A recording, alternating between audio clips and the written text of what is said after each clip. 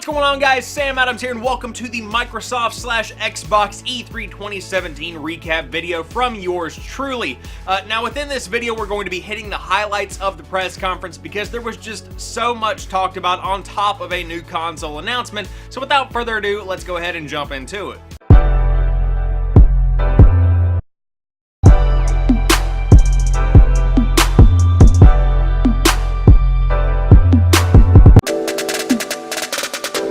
First and foremost, Project Scorpio. Everyone has been talking about this thing for the majority of the last year since it was kind of revealed at E3 2016, and the build-up has been incredibly real. So officially, the title of the console is the Xbox One X. It is coming out on November the 7th, 2017, and it is going to cost you $499. Now, of course, the specs for this thing are pretty beefy. It is pretty much the equivalent of a gaming PC. However, whenever people are drawing comparisons between a PC built for gaming and a console that is built to be a really beefy and powerful console, you have to remember that if you were to buy a graphics card right now for any kind of PC, within the next 6 months, there's probably going to be a new graphics card out that completely and totally trumps what that one has going for it. So although the Xbox One X is a really powerful console, and it will be for probably about a year after its release, there are going to be more powerful things coming down the line. So don't think of it so much as the end-all be-all of console experiences, because there are going to be new things coming very, very quickly.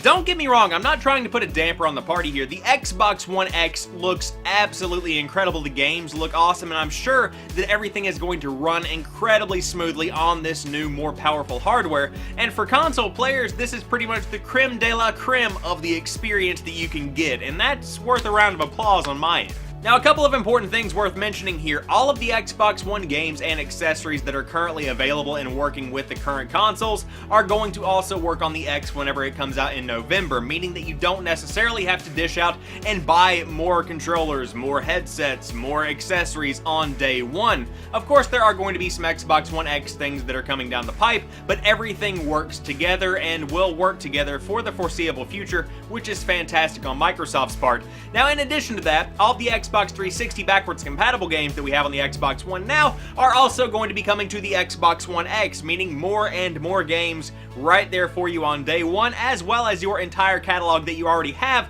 available to be played, making this a fantastic launch already for the Xbox One X, months before we even see it. So now that we've talked about the hardware, let's talk about the games. Assassin's Creed Origins right off the bat is going to be coming out on October the 27th, and of course it looks fantastic on the Xbox One X, as you would guess, but it is going to be a multi-platform title. So this game is set in ancient Egypt, where you play as Bayek, who is pretty much the protector of Egypt in general, and through the gameplay trailer I saw some very interesting things. There is this new eagle vision, not like the one we had back in the old Assassin's Creeds, but literally one where you throw a hawk / eagle / bird, whatever the animal may be, up into the air, and you can pretty much scope out what's going on in the area that you as Bayek are getting ready to infiltrate, which is a very cool idea, and I was really liking the gameplay of it. On top of that, I saw some bow gameplay that looked pretty cool. The assassinations themselves look to be very smooth, and kind of, they switch things up a little bit more than previous Assassin's Creeds have done, so it certainly does seem to be that this little hiatus that the Assassin's Creed franchise took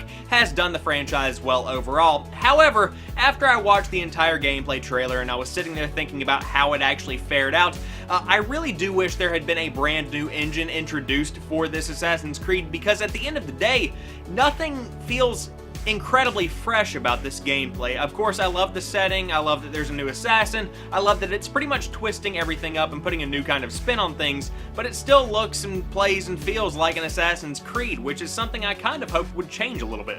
After that, we saw Forza 7, which is coming out on October the 3rd, and of course it runs in 4K at 60 frames per second on the Xbox One X. Now, if that is a consistent 60 frames per second in 4K, I will be genuinely shocked, but of course the gameplay did look very, very good, but that is no shock. Forza always looks absolutely gorgeous, and this game does not look to mess that up one bit. One game that I have been looking forward to for a very long time is Cubhead, which finally has a release date of September the 29th. For those that are not familiar with this game, it pretty much looks like a 1930s Disney cartoon, but it is a platformer, and it has been on my wish list for a very, very long time, and I'm glad to finally see it coming out on the Xbox One and Windows 10 this year, again on September the 29th. For fans of Metro, there is a new Metro game coming out in 2018 by the name of Metro Exodus, which actually looks to be pretty cool. It definitely continues the trend that was set by 2033 and Last Light by having that post-apocalyptic underground kind of vibe going on, but of course you come back up, the world is destroyed, it's ravaged, it's rusting, there are mutants everywhere. It looks very, very cool, and I'm sure that it will continue that hardcore trend that the other Metro games set as they came out over the years, and of course it is going to follow the story of the novels that all of these games are based off of. For Minecraft fans, all versions of the game are finally working together in one harmonious universe. I'm talking across mobile, on PC, on PlayStation 4, Xbox One, every console. You are all going to be able to play together in Minecraft finally, and that includes the Switch version as well, I might add. And on top of that, for Xbox One users, you are going to be getting some kind of enhanced, upgraded texture pack that makes it look really good in 4K, because, you know, Minecraft, the blocky adventure game, really just needs to look as crisp as possible. Yeah. The early access Twitch hit PlayerUnknown's Battlegrounds is going to be coming to the Xbox One, and it is, as you would guess, a console exclusive on the Xbox One. Now, this is a fantastic thing for a lot of people because a lot of people really love watching PlayerUnknown's Battlegrounds on Twitch. However, I can't help but wonder if it's not a bit too early to do a console release of this. I mean, it's still in early access on Steam. There are still plenty of issues with the game that need to be sorted out. However, as I thought more about this, I realized just how many copies of the game have been sold and realized they are not short on research and development money for their game. So I am very confident that this game is going to be perfectly fine on the Xbox One and the Xbox One X. As a side note, Xbox One X players are going to be getting some kind of enhancements from having that bonus power for their console within PlayerUnknown's Battlegrounds, but it has not been revealed as to what that is quite yet, so we'll talk about that at a later date. State of Decay 2, the sequel to State of Decay that came out a couple of years back on the Xbox 360 and the PC, is going to be coming out in 2018, and we saw some gameplay that was definitely gameplay and not pre-rendered, you know, doctored up, prettied up footage, because that was a little bit rougher than I was hoping for, guys. A couple of good things here. It does have the distinct feel of the original game that I did fall in love with over time, and it is quite frankly a survival game. You find other survivors from the zombie apocalypse, you pick them up, you build a team, you find a headquarters, one of them that gets bitten, you have to give them the antidote, but you only have one antidote.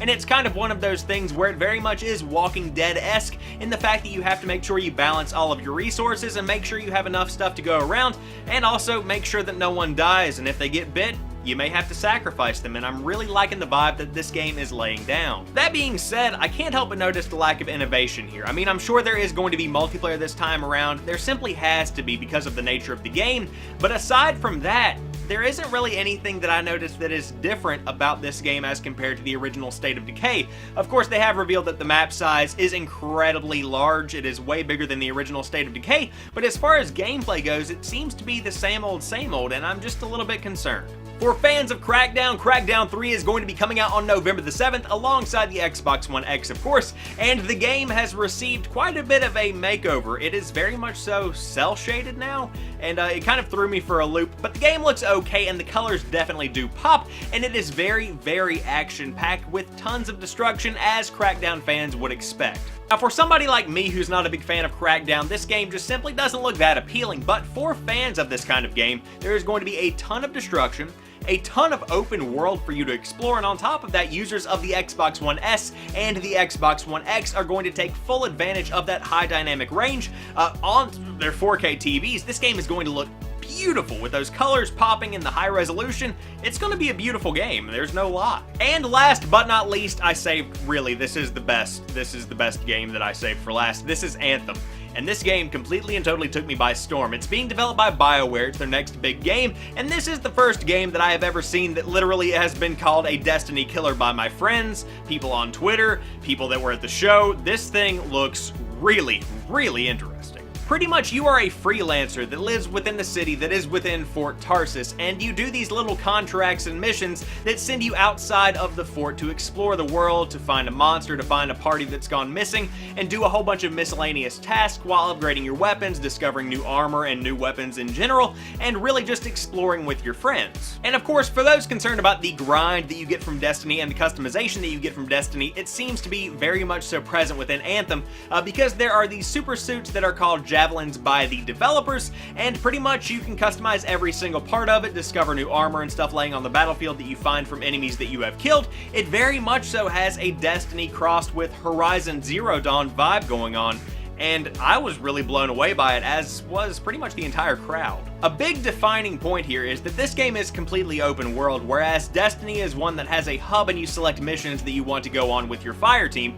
That is a big defining factor here. If this can seamlessly create an open world that has that same kind of mission-to-mission vibe that Destiny 2 has going for it, Destiny could be in trouble here. I don't know, Bungie, keep your eye out for this one. So that pretty much wraps it up for all the big news and announcements at this year's E3 2017 Microsoft press conference. If you enjoyed this video, drop me a like down below, and if there is something that I left out that you thought should be included, please leave it in the comment section down below so that I can be informed, so that other people can be informed, and that we can talk about it down there and really just hit ideas off of each other. But if you happen to be new here, I do upload new stuff to the channel throughout the week, especially this week, considering E3 2017 is smack dab in the middle of their performances and shows. But as for right now, I will talk to you soon. Peace.